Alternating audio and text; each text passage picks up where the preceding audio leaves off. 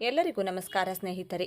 ಈ ವರ್ಷ 2026 ಮಾರ್ಚ್ 19ರಂದು ಶಕ್ತಿಶಾಲಿ ಯುಗಾದಿ ಅಮಾವಾಸ್ಯೆ ಬಂದಿದೆ. ಅಮಾವಾಸ್ಯೆ ದಿನ ಅಪ್ಪಿತಪ್ಪಿಯೂ ಕೂಡ ಈ ತರಕಾರಿಗಳನ್ನಾಗಲಿ ಈ ಪದಾರ್ಥಗಳನ್ನಾಗಲಿ ಸೇವನೆಯನ್ನ ಮಾಡಬೇಡಿ, ಅಂದರೆ ತಿನ್ನಬೇಡಿ. ಯಾಕಂದರೆ ಈ ಪದಾರ್ಥಗಳು ಈ ತರಕಾರಿಗಳು ನಿಮಗೆ ದಾರಿದ್ರ್ಯವನ್ನ ತಂದಿಡುತ್ತದೆ, ಕಷ್ಟಗಳಿಗೆ ಗುರಿಯಾಗಿಸುತ್ತದೆ ಅಂತಾನೆ ಹೇಳಲಾಗುತ್ತೆ.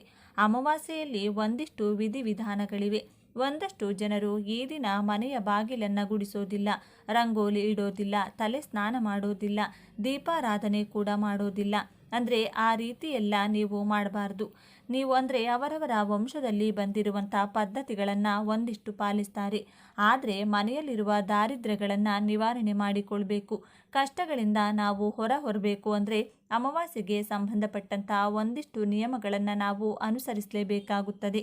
ಅದರಲ್ಲಿ ಮುಖ್ಯವಾಗಿ ನಾವು ತಿನ್ನುವಂಥ ಆಹಾರ ಪದಾರ್ಥಗಳಲ್ಲಿ ನಾವು ಮಾಡಿಕೊಳ್ಬೇಕಾದ ನಿಯಮಗಳು. ಯಾಕಂದರೆ ನಮ್ಮ ದೇಹ ಚೈತನ್ಯದಾಯಕವಾಗಿರಬೇಕು, ಆರೋಗ್ಯದಾಯಕವಾಗಿರಬೇಕು ಅಂತಂದರೆ ಆಹಾರ ಪದಾರ್ಥಗಳ ಸೇವನೆ ಅಂದರೆ ನಾವು ಆಹಾರವನ್ನು ತಿನ್ನುವುದು ಬಹಳ ಮುಖ್ಯವಾಗುತ್ತದೆ.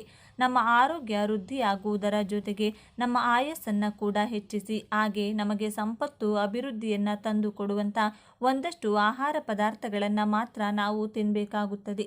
ಈ ದಿನ ನಾವು ಅಪ್ಪಿತಪ್ಪಿಯೂ ಕೂಡ ತಿನ್ನಲೇಬಾರದಂಥ ಒಂದಷ್ಟು ಆಹಾರ ಪದಾರ್ಥಗಳು ಯಾವುವು ಅನ್ನೋದನ್ನು ಈ ವಿಡಿಯೋದಲ್ಲಿ ಸಂಪೂರ್ಣವಾಗಿ ತಿಳಿದುಕೊಳ್ಳೋಣ. ಸ್ನೇಹಿತರೆ, ವಿಡಿಯೋವನ್ನು ಪೂರ್ತಿಯಾಗಿ ನೋಡಿ. ಈ ವಿಡಿಯೋ ಉಪಯುಕ್ತವಾಗಿದ್ದರೆ ವಿಡಿಯೋಗೆ ಲೈಕ್ ಕೊಟ್ಟು, ಹೊಸಬರಾಗಿದ್ದರೆ ಸಬ್ಸ್ಕ್ರೈಬ್ ಮಾಡಿಕೊಳ್ಳಿ. ಎಲ್ಲರೂ ಭಕ್ತಿಯಿಂದ ಓಂ ಶ್ರೀ ಮಹಾಲಕ್ಷ್ಮಿ ನಮಃ ಅಂತ ಕಮೆಂಟ್ ಮಾಡಿ. ಸ್ನೇಹಿತರೆ, ಅಮಾವಾಸ್ಯೆಗೆ ತಕ್ಕಂತಹ ಒಂದಷ್ಟು ವಿಧಿವಿಧಾನಗಳಲ್ಲಿ ಮುಖ್ಯವಾಗಿ ನಾವು ಈ ದಿನ ಶುಭ್ರವಾಗಿರಬೇಕು. ಒಳ್ಳೆಯ ಮನಸ್ಸಿನಲ್ಲಿ ಈ ದಿನ ಬೆಳಿಗ್ಗೆ ಬೇಗ ಎದ್ದು ಶುಭ್ರದಿಂದ ಅಂಗಳವನ್ನೆಲ್ಲ ಶುದ್ಧಗೊಳಿಸಿಕೊಳ್ಳಬೇಕು, ರಂಗೋಲಿಯನ್ನು ಇಡಬೇಕು, ಮನೆಯನ್ನು ಶುಭ್ರಗೊಳಿಸಿಕೊಳ್ಬೇಕು, ತಲೆ ಸ್ನಾನವನ್ನು ಮಾಡಬೇಕು. ತಲೆ ಸ್ನಾನವನ್ನು ಈ ದಿನ ಮಾಡಿದ್ವಿ ಅಂದರೆ ದಾರಿದ್ರ್ಯ ನಿವಾರಣೆಯಾಗುತ್ತದೆ. ನಾವು ಅಮಾವಾಸ್ಯೆ ಅಂತಂದ್ರೇ ಒಂದಷ್ಟು ನಿಯಮಗಳನ್ನು, ಒಂದಷ್ಟು ತಂತ್ರಗಳನ್ನು, ಒಂದಷ್ಟು ಪೂಜೆ ಪುನಸ್ಕಾರಗಳನ್ನು ನಾವು ಆಚರಿಸಬೇಕು. ಯಾಕೆಂದರೆ ನಮ್ಮ ಸಮಸ್ಯೆಗಳಿಂದ ನಾವು ಹೊರಬರಬೇಕು ಅಂದರೆ ಅಮಾವಾಸ್ಯೆ ದಿನ ಸಾಮಾನ್ಯವಾಗಿ ಪಿತೃದೋಷಗಳನ್ನು ನಿವಾರಣೆ ಮಾಡಿಕೊಳ್ಳೋದಕ್ಕೆ ಪಿತೃ ಕಾರ್ಯಗಳನ್ನು ಮಾಡುವಂಥದ್ದನ್ನು ನೋಡಿರ್ತೀವಿ. ಅಮಾವಾಸ್ಯೆ ಈ ದಿನ ಅಪ್ಪಿತಪ್ಪಿಯೂ ಈ ಪದಾರ್ಥಗಳನ್ನು ಯಾವುದೇ ಕಾರಣಕ್ಕೂ ತಿನ್ನಬೇಡಿ. ಒಂದು ಮನೆಯಲ್ಲಿ ಗೃಹಿಣಿಗೆ ಆ ಇಡೀ ಕುಟುಂಬ ಅವಲಂಬನೆಯಾಗಿರುತ್ತದೆ. ಆ ಗೃಹಿಣಿ ಮಾಡುವಂಥ ಶುದ್ಧವಾದ ಆಹಾರ ಪದಾರ್ಥಗಳನ್ನು ಮನೆ ಮಂದಿಯೆಲ್ಲ ಸೇವನೆ ಮಾಡ್ತಾರೆ. ಹಾಗಾಗಿ ಈ ಒಂದು ತಪ್ಪುಗಳನ್ನು ಮಾಡೋದ್ರಿಂದ ಮನೆ ಮಂದಿಗೆಲ್ಲ ತೊಂದರೆಗಳುಂಟಾಗುವಂಥ ಸಾಧ್ಯತೆ ಇರುತ್ತೆ. ಹಾಗಾಗಿ ಗೃಹಿಣಿಯರು ಎಚ್ಚರಿಕೆಯಿಂದ ಯಾವ ಆಹಾರವನ್ನು ಈ ದಿನ ಸೇವನೆ ಮಾಡಬೇಕು, ಯಾವ ಆಹಾರವನ್ನು ಸೇವನೆ ಮಾಡಬಾರ್ದು ಅನ್ನೋದನ್ನು ಅರಿತು ಈ ದಿನ ಅಡುಗೆಯನ್ನು ಮಾಡಿಕೊಂಡು ಸೇವನೆ ಮಾಡಿದರೆ ಖಂಡಿತವಾಗಿ ನಿಮ್ಮ ಆರೋಗ್ಯ ವೃದ್ಧಿಯಾಗೋದ್ರ ಜೊತೆಗೆ ಹಣಕಾಸು ವೃದ್ಧಿಯಾಗುತ್ತದೆ, ಕೇಡು ಕಷ್ಟಗಳು ದೂರವಾಗುತ್ತದೆ, ನೆಮ್ಮದಿ ಸುಖ ಸಂತೋಷ ತುಂಬಿ ತುಳುಕುತ್ತದೆ. ಸ್ನೇಹಿತರೆ, ನಾವು ಮುಖ್ಯವಾಗಿ ಈ ಆಹಾರ ಪದಾರ್ಥಗಳನ್ನು ಸೇವನೆ ಮಾಡಬಾರ್ದು. ಅದರಲ್ಲಿ ಮಾಂಸಾಹಾರವನ್ನು ಈ ದಿನ ಯಾವುದೇ ಕಾರಣಕ್ಕೂ ನೀವು ಸೇವನೆ ಮಾಡಬೇಡಿ. ಮನೆಯಲ್ಲಿ ನಿಷ್ಠೆ ನಿಯಮದಿಂದ ಪೂಜೆ ಪುನಸ್ಕಾರವನ್ನು ಈ ದಿನ ಮಾಡಿದ್ದೀರಾ ಅಂದರೆ ಸ್ವಲ್ಪ ನಾವು ಈ ಕಟ್ಟುನಿಟ್ಟು ನಿಯಮಾವಳಿಗಳನ್ನು ಪಾಲಿಸಬೇಕು. ಯಾಕಂದರೆ ಪೂಜೆ ನಮಗೆ ಫಲವನ್ನು ಕೊಡಬೇಕು, ಸಿದ್ಧಿಸಬೇಕು ಅಂದರೆ ಒಂದಷ್ಟು ನಿಯಮಗಳನ್ನು ನಾವು ಪಾಲಿಸಲೇಬೇಕಾಗುತ್ತದೆ. ಅದರಲ್ಲಿ ಮಾಂಸಾಹಾರ ಮೊಟ್ಟೆ ಆಗಿರಬಹುದು, ಚಿಕನ್ ಆಗಿರಬಹುದು ಅಥವಾ ಮಟನ್ ಆಗಿರಬಹುದು, ಯಾವುದೇ ಆಗಿರಬಹುದು, ನಾನ್ ವೆಜ್ಜನ್ನು ಈ ದಿನ ಯಾವುದೇ ಕಾರಣಕ್ಕೂ ತಿನ್ನಬೇಡಿ. ಮಾಂಸಾಹಾರವನ್ನು ಈ ದಿನ ಸೇವನೆ ಮಾಡಿದ್ರಿ ಅಂದರೆ ಸಾಕಷ್ಟು ದೋಷಗಳಿಗೆ ಗುರಿಯಾಗ್ತೀರಾ. ಚರ್ಮ ಸಂಬಂಧಿತ ಕಾಯಿಲೆಗಳನ್ನು ತಂದುಕೊಳ್ತೀರಾ. ಹಾಗೆ ಮನೆಯಲ್ಲಿ ಶಾಂತಿ ವಾತಾವರಣವನ್ನು ಕಳೆದುಕೊಳ್ತೀರಾ. ದಾಂಪತ್ಯದಲ್ಲಿ ತೊಂದರೆಗಳನ್ನು ಅನುಭವಿಸ್ತೀರಾ ಅಂತಾನೆ ಹೇಳಲಾಗುತ್ತೆ. ಹಾಗಾಗಿ ಈ ಒಂದು ದಿನ ಮಾಂಸಾಹಾರವನ್ನು ಸೇವನೆ ಮಾಡಬೇಡಿ. ಇನ್ನು ಎರಡನೆಯದಾಗಿ ಸ್ನೇಹಿತರೆ, ಈ ದಿನ ತೊಗರಿ ಬೇಳೆಯನ್ನು ಸೇವನೆ ಮಾಡಬಾರ್ದು. ಬೇಳೆಯಿಂದ ಮಾಡಿಕೊಳ್ಳುವಂಥ ಪಪ್ಪು ಸಾರಾಗಿರಬಹುದು, ಬೇಳೆ ಸಾರಾಗಿರಬಹುದು, ಇದನ್ನು ಮಾಡಿಕೊಳ್ಬೇಡಿ. ಯಾಕಂದರೆ ಒಂದಷ್ಟು ಬೇಳೆಗಳು ಗ್ರಹಗಳಿಗೆ ಅಂಕಿತವಾದಂಥವು. ಹಾಗಾಗಿ ತೊಗರಿ ಬೇಳೆ, ಹೆಸರು ಬೇಳೆಯನ್ನು ಉಪಯೋಗಿಸಿಕೊಂಡು ನೀವೇನಾದರೂ ಸಾರು ಮಾಡ್ತಾ ಇದ್ದೀರಾ, ಪಪ್ಪು ಥರ ಮಾಡ್ತಾ ಇದ್ದೀರಾ ಅಂದರೆ ಅದನ್ನು ಕೂಡ ನೀವು ಮಾಡೋದಕ್ಕೆ ಹೋಗಬೇಡಿ. ಈ ದಿನ ಈ ತೊಗರಿ ಬೇಳೆಯನ್ನು ಸೇವನೆ ಮಾಡಬಾರ್ದು ಅಂತ ಹೇಳಲಾಗುತ್ತೆ. ಇನ್ನು ಮೂರನೇ ಪದಾರ್ಥ ಅಂದರೆ ಎಳ್ಳು. ಈ ದಿನ ಎಳ್ಳನ್ನು ಮನೆಗೆ ತರೋದಾಗಲಿ, ಎಳ್ಳನ್ನು ಆಹಾರ ಪದಾರ್ಥದಲ್ಲಿ ಉಪಯೋಗಿಸಿಕೊಳ್ಳೋದಾಗಿರಲಿ, ಕಪ್ಪು ಎಳ್ಳಾಗಿರಬಹುದು, ಬಿಳಿ ಎಳ್ಳಾಗಿರಬಹುದು, ಎರಡರಲ್ಲಿ ಯಾವುದಾದರೂ ಸರಿಯೇ ಎಳ್ಳನ್ನು ಈ ದಿನ ಮನೆಗೆ ತರಬೇಡಿ, ಆಹಾರದಲ್ಲಿ ಉಪಯೋಗಿಸಿಕೊಳ್ಬೇಡಿ. ಈ ರೀತಿ ಮಾಡಿದರೆ ಅಂದರೆ ಶನಿ ದೋಷಕ್ಕೆ ಗುರಿಯಾಗ್ತೀರಾ. ದೋಷಗಳು, ಪಿತೃದೋಷಗಳು ನಿಮಗೆ ಕಾಡ್ತಾ ಹೋಗುತ್ತೆ. ಕಷ್ಟಗಳು ಅನ್ನೋದು ನಿಮಗೆ ಬಂದು ನಿಲ್ಲುತ್ತೆ. ಮನೆಯಲ್ಲಿ ಅಪಘಾತಗಳು, ಅನಾಚಾರಗಳು ಅಥವಾ ಆಕಸ್ಮಿಕ ಸಾವುಗಳಾಗುವಂಥ ಸಾಧ್ಯತೆ ಇರುತ್ತೆ ಅಂತ ಹೇಳ್ತಾರೆ. ಹಾಗಾಗಿ ಈ ದಿನ ಎಳ್ಳನ್ನು ಮನೆಗೆ ತರಬೇಡಿ ಸ್ನೇಹಿತರೆ. ಇನ್ನು 4ನೇ ಪದಾರ್ಥಗಳು ಅಂತಂದರೆ ಗೆಡ್ಡೆ ಗೆಣಸುಗಳು ಅಂತಾನೆ ಹೇಳ್ಬೋದು. ಆಲೂಗಡ್ಡೆ ಆಗಿರಬಹುದು ಅಥವಾ ಬೀಟ್ರೂಟ್ ಆಗಿರಬಹುದು, ಕ್ಯಾರೆಟ್ ಆಗಿರಬಹುದು, ಮೂಲಂಗಿ ಆಗಿರಬಹುದು. ಭೂಮಿಯಲ್ಲಿ ಹೂತು ಹೋಗಿರುವ ಆಹಾರ ಪದಾರ್ಥ ಗೆಡ್ಡೆ ಗೆಣಸು ಅಂತ ಏನು ಹೇಳ್ತೀವಿ ಸ್ನೇಹಿತರೆ, ಅದನ್ನು ನೀವು ಈ ದಿನ ತರಬೇಡಿ ಅಂತಾನೆ ನಮಗೆ ಶಾಸ್ತ್ರದಲ್ಲಿ ತಿಳಿಸ್ತಾರೆ.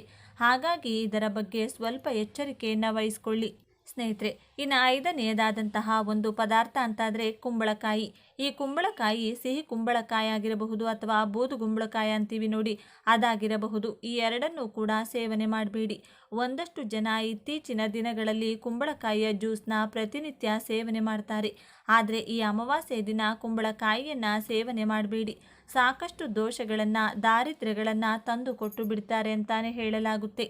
ಯಾಕಂದರೆ ಕುಂಬಳಕಾಯಿ ಈ ದಿನ ಸೇವನೆ ಮಾಡಿದರೆ ಅಂದರೆ ಪಿತೃದೋಷಗಳು ಹಾಗೆ ಜಾತಕ ದೋಷಗಳು ಹಾಗೆ ಸಮಸ್ಯೆಗಳು, ಶುಭ ಕಾರ್ಯಗಳು ಮನೆಯಲ್ಲಿ ಜರುಗೋದಿಲ್ಲ, ಕಷ್ಟಗಳು ಬರುತ್ತೆ ಅಂತಾನೆ ಹೇಳ್ತಾರೆ.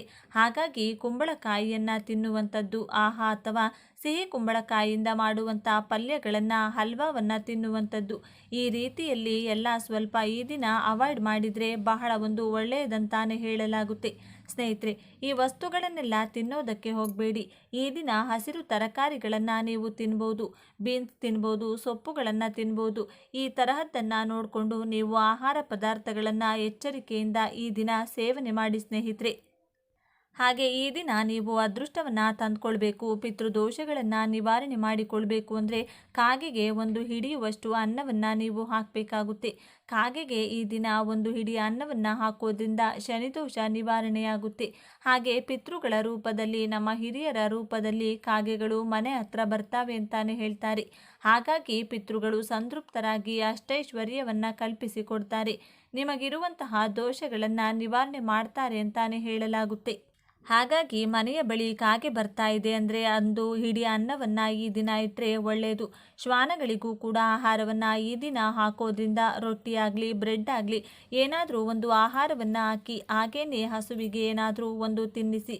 ಮೂಕ ಪ್ರಾಣಿಗಳ ಸೇವೆ ಮಾಡಿದರೆ ತುಂಬಾ ಒಳ್ಳೆಯದು. ಯಾವುದೇ ಕಾರಣಕ್ಕೂ ಈ ದಿನ ಮೂಕ ಪ್ರಾಣಿಗಳಿಗೆ ಹಿಂಸೆ ಕೊಡಬೇಡಿ. ಇಷ್ಟು ಕಾರ್ಯವನ್ನು ಮಾಡಿಕೊಳ್ಳಿ. ಈ ಆಹಾರ ಪದಾರ್ಥಗಳನ್ನು ಯಾವುದೇ ಕಾರಣಕ್ಕೂ ತಿನ್ನಬೇಡಿ. ಎಲ್ಲವನ್ನು ಒಳಿತು ಕಾಣ್ತೀರಾ. ಓಕೆ ಸ್ನೇಹಿತರೆ, ಈ ಮಾಹಿತಿ ನಿಮಗೆ ಇಷ್ಟವಾದರೆ ಈ ವಿಡಿಯೋನ ಪ್ರತಿಯೊಬ್ಬರಿಗೂ ಕೂಡ ಶೇರ್ ಮಾಡಿ. ನಮ್ಮ ಚಾನಲ್ಗೆ ಸಬ್ಸ್ಕ್ರೈಬ್ ಆಗಿ. ಎಲ್ಲರೂ ಭಕ್ತಿಯಿಂದ ಓಂ ನಮಃ ಶಿವಾಯ ಅಂತ ಕಮೆಂಟ್ ಮಾಡಿ.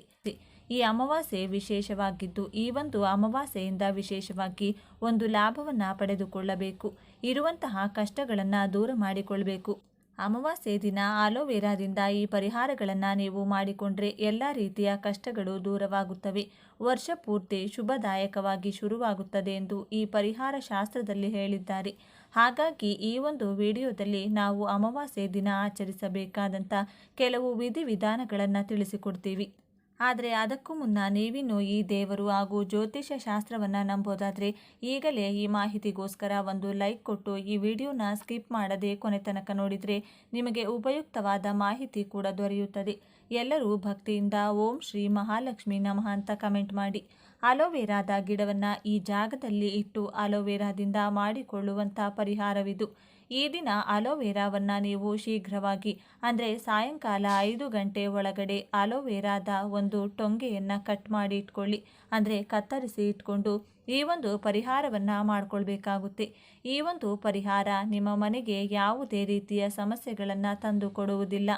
ಅಂದರೆ ಮನೆಗೆ ಯಾವುದೇ ರೀತಿಯ ದಾರಿದ್ರ್ಯ ಬರಬಾರದು, ಮನೆಗೆ ಯಾವುದೇ ರೀತಿಯ ಕಷ್ಟ ಕಾರ್ಪಣ್ಯಗಳು ಬರಬಾರದು. ಮನೆಯಲ್ಲಿರುವಂತಹ ಸಮಸ್ಯೆಗಳು, ದೋಷಗಳು, ದಾರಿದ್ರ್ಯಗಳು ದೂರವಾಗಬೇಕು. ಮನೆಗೆ ಲಕ್ಷ್ಮಿಯ ಅನುಗ್ರಹ ಆಗಬೇಕು. ಹಣಕಾಸಿನಲ್ಲಿ ವೃದ್ಧಿಯಾಗಬೇಕು. ಕಷ್ಟಗಳೆಲ್ಲ ದೂರವಾಗಬೇಕು. ಕುಟುಂಬ ವರ್ಗದಲ್ಲಿ ಸುಖ, ಸಂತೋಷ, ಸಮೃದ್ಧಿ ತುಂಬಿ ತುಳುಕಬೇಕು ಅಂದರೆ ಈ ಒಂದು ಪರಿಹಾರವನ್ನು ಮಾಡಿಕೊಳ್ಬೇಕಾಗುತ್ತೆ. ಯಾಕಂದರೆ ಆಲೋವೆರಾದ ಪರಿಹಾರ ಅನ್ನೋದು ಬಹಳ ಅದ್ಭುತವಾದಂತಹ ಪರಿಹಾರ. ಆಲೋವೆರಾ ಅನ್ನೋದು ದೈವ ವೃಕ್ಷ ಅಂತಾನೆ ಹೇಳ್ಬೋದು. ಅಂದರೆ ದೇವರ ಸೃಷ್ಟಿಯಲ್ಲಿ ಈ ಒಂದು ಆಲೋವೆರಾಕ್ಕೆ ಅತ್ಯಂತ ಪ್ರಾಧಾನ್ಯತೆ ಇದೆ. ದೇವಾನುದೇವತೆಗಳು ಆಲೋವೆರಾದಲ್ಲಿ ನೆಲೆಸಿರುತ್ತಾರೆ. ಅದರಲ್ಲಿ ಅಮ್ಮನವರು ಅಂದರೆ ಲಕ್ಷ್ಮಿ, ಸರಸ್ವತಿ, ದುರ್ಗಾದೇವಿಯವರು ಏಕಕಾಲದಲ್ಲಿ ಆಲೋವೆರಾದಲ್ಲಿ ನೆಲೆಯೂರಿರುತ್ತಾರೆ ಅಂತಾನೆ ಹೇಳಲಾಗುತ್ತೆ. ಯಾವ ಮನೆಯಲ್ಲಿ ಆಲೋವೆರಾ ಚೆನ್ನಾಗಿ ಸಮೃದ್ಧವಾಗಿ ಬೆಳೆಯುತ್ತೋ ಅಂತಹ ಮನೆಯಲ್ಲಿರುವಂಥ ದಾರಿದ್ರ್ಯಗಳು ನಿವಾರಣೆಯಾಗುತ್ತೆ. ಹಣಕಾಸಿನ ಸಮಸ್ಯೆಗಳು ದೂರವಾಗುತ್ತೆ. ವಾಸ್ತು ದೋಷಗಳು ದೂರವಾಗುತ್ತದೆ.